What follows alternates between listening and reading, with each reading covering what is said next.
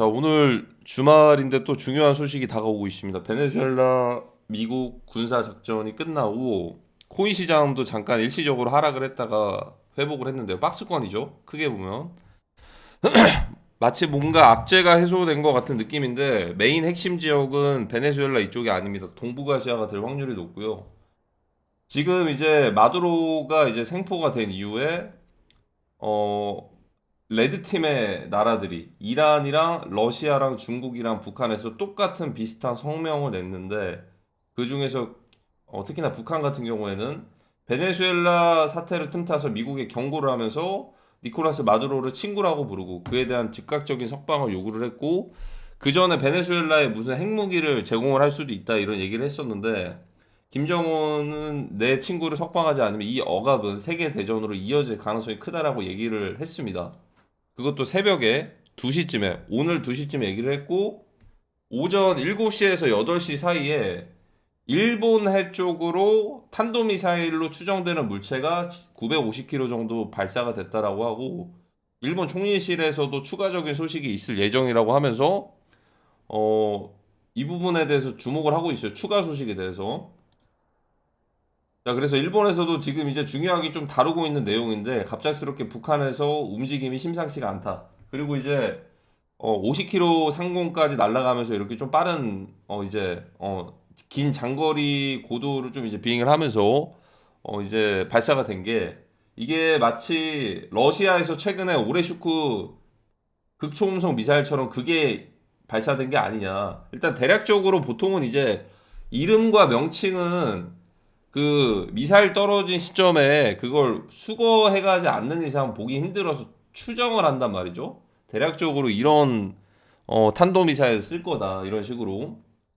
근데 지금 발사되는 거는 초음속 미사일이 좀 개량된 게 아니냐. 초음속은 굉장히 좀 빠르게 가면서 목표에 대해서 타겟은 또 정확하면서 그게 이제 아이언돔이나 이런 것들로도 요격하기가 쉽지 않은 게 초음속 미사일이거든요. 그러니까 이제 빠르니까 요격이 안 되는 거예요. 빠르니까. 그래서 설마 그거를 좀 이제 러시아 쪽에서 그거를 기술을 이전받아가지고 만들어낸 게 아니냐. 왜냐면 이스라엘은 아이언돔이 있어서 이란과의 공중전에서 많이 막아내고 한 두 발 정도밖에 그 테라보비에 떨어지지 않았는데 몇십 발, 몇백 발을 쐈는데도 근데 이제 그 북한과의 한국은 거리가 굉장히 좀 짧기 때문에 조금 더 정확도 면에서는 이란과 이스라엘보다는 훨씬 더 많이 그렇게 타겟이 될 수도 있겠죠. 그래서 지금의 이제 상황들이 베네수엘라의 이제 군사작전 이후에 이제 레드 팀들에게 명분이 생겼다라는 얘기들이 확산이 되고 있거든요.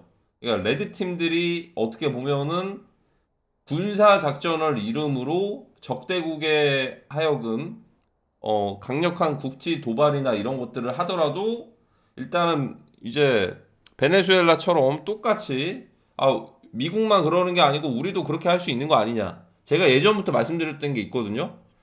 이러면 북한이 언젠가는 먼저 선빵을 때릴 수도 있다. 왜냐하면 베네수엘라에서 그런 상황들이 보여줬으니까 그런 것들 오기 전에 북한이 협상 카드를 만들기 위해서 국지 도발이라든지 먼저 선빵을 때려가지고 움직일 수도 있다. 지금 그 구조로 가고 있는 것 같고 지금 그렇게 되면은 자산 시장의 흐름은 어떻게 되냐? 지금 이제 그러니까 일시적으로 레드 팀의 반격이 시작될 수도 있어요. 일시적으로 레드 팀의 반격. 레드 팀의 반격은 핵심은 동북아시아고 러시아 같은 경우에는 당연히 나토에 대해서 그것들을 신경을 쓸 것이고 오히려 베네수엘라에 대한 이런 것들을 이제 블루팀이 적극적으로 호응을 하고 있습니다. 블루팀은 우크라이나, 영국, 프랑스 뭐 이런 것들 있죠. 베네수엘라의 작전을 오히려 호응을 하고 있고 지금 구도를 보시면은 블루팀과 레드팀이 3차 세계대전 구조로 지금 확실하게 선이 딱 그어진 모습이 보입니다. 그래서 이제 지금 상황에서는 그 첫 번째 시작에 지금 헤드라인 쪽에 노스코리아가 굉장히 많이 나오고 있거든요. 음, 오히려 그 베네수엘라에 대해서 적극적으로 뭔가 좀 개입을 하면서 메시지를 내고 있는 그런 모습을 보여주고 있는데 지금 이 상황을 딱 봤을 때는 어느 시점에 어떻게 다가올지는 모릅니다. 근데 이제 중요한 게 있어요. 중요한 게 바로 비트코인이 먼저 반응할 가능성이 큽니다. 우선은 지금의 구간대는 어떻게 보면 그냥 박스권이에요. 박스권이거든요. 비트코인 기준으로는 박스권이에요. 오르지도 내리지도 않는 그냥 박스권 그 자체입니다. 그냥 박스권. 근데 만약에 제가 전에 말씀드린 것처럼 BNB도 그 얼마 안 남았다 했죠. BNB도 이게 지금 요 구간대에서 된다면 박스권에서 이 상승 추세를 시원하게 돌파를 못 하잖아요. 95,000 95K를 돌파 못하고 꺾인다. 꺾이면은 새로운 국제적인 이벤트로 인해서 추가적인 꺾임이 다가올 수도 있어요. 국제적인 그런 상황들이 추가적으로. 그래서 아마 높은 확률로 어떻게 보면은 그 지금 동북아시아의 기류를 잘 보셔야 될 겁니다. 아마 이것들을 대비해가지고 민코인들이 먼저 선행해서 올라간 것도 있을 거예요. 근데 이제 그게 두 가지로 해석이 되는데 사이클의 마지막에 원래 예전 같았으면 퀀텀이라든지 리플 같은 코인들이 사이클의 마지막에 올라가기도 했거든요. 그러니까 예전에는 어떤 얘기가 있었냐? 코인 시장에서는 리또 속이다, 콘또 속이다. 그러니까 이제 올라갈 것들이 너무 없으니까 막바지쯤에 반등이 나오는 게 퀀텀이나 리플 쪽에서 먼저 반응을 했는데 지금 그 사이클의 이제 순환 구조가 예전에는 리플이랑 퀀텀이었는데 지금은 민코인으로 바뀌었어요.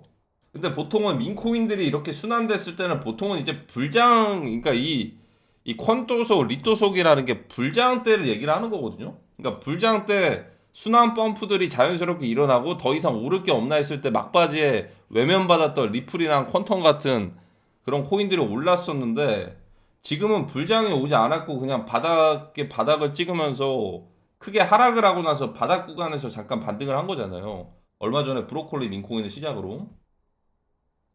제가 해석하기에는 뭐 순환 사이클의 마지막 이렇다기보다는 앞으로 이제 민코인은 사실 3차 세계대전에서 수혜주가 될 가능성이 큽니다. 3차 세계대전에서 밈이라는 테마는 이 수혜주가 되기 전에 지금 평균 몸값 올리기를 하는 거예요.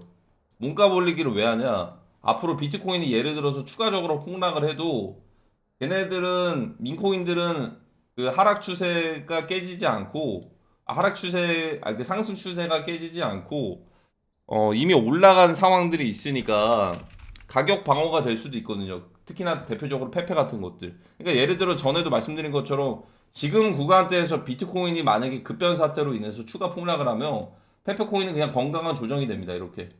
지금은 올라간 가격들이 있으니까요.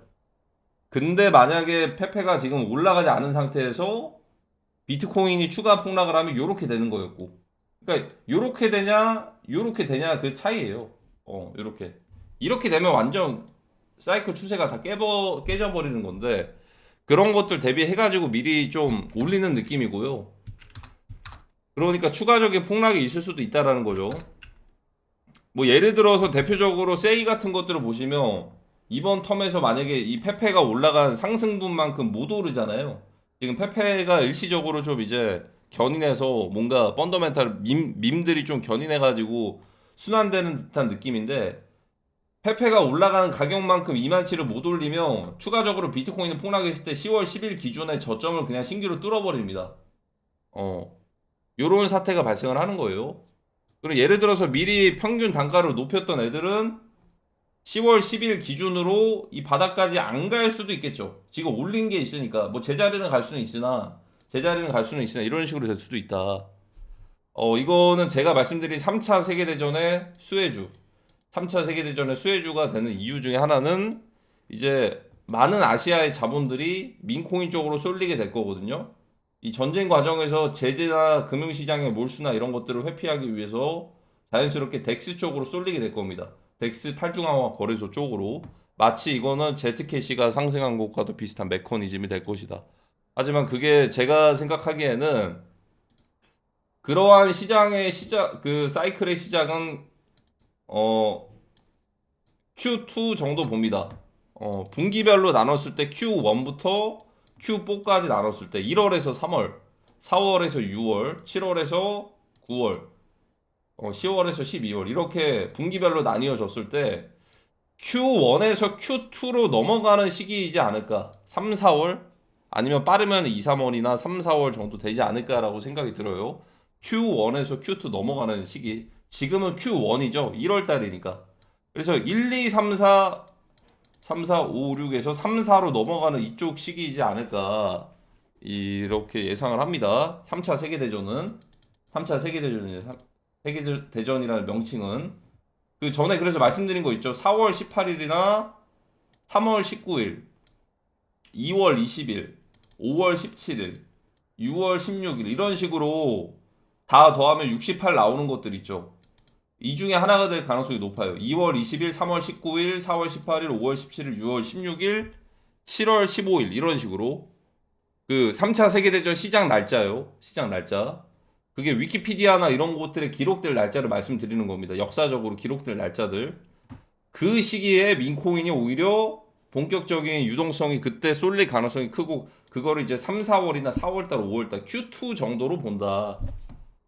그러면 그거 되기 전에 먼저 시작이 되는 게 높은 확률로 그 3차 세계대전 명칭으로 시작이 되는 거는 중국이랑 나토랑 이란이 먼저 움직이지 않을 가능성이 중국이랑 러시아랑 나토 지금 레드팀 라인을 말씀드릴게요.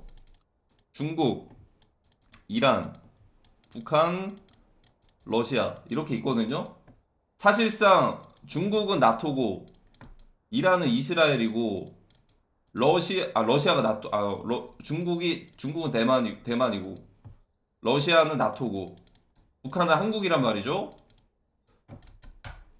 이거 거기에서 힌트를 줬어요. 리브 더 월드. 리브 더 월드에서 보면은 일단 중국이랑 러시아 요 두 개는 3차 세계대전 시작하면은 같이 시작을 하는 겁니다. 중국이랑 러시아는. 근데 리브 더 월드 영화를 한번 다시 보시는 거 추천드리는데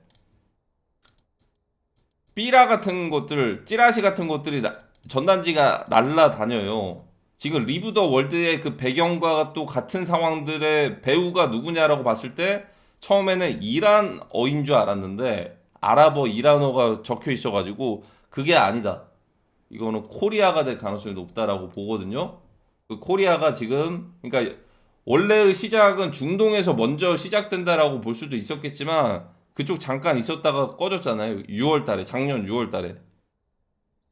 미국에서 먼저 미국에서 미드나잇 햄머로 그러면 이란이 먼저 이스라엘 쪽을 가는 것보다는 북한이 먼저 시작할 가능성이 높다라는 겁니다. 북한이.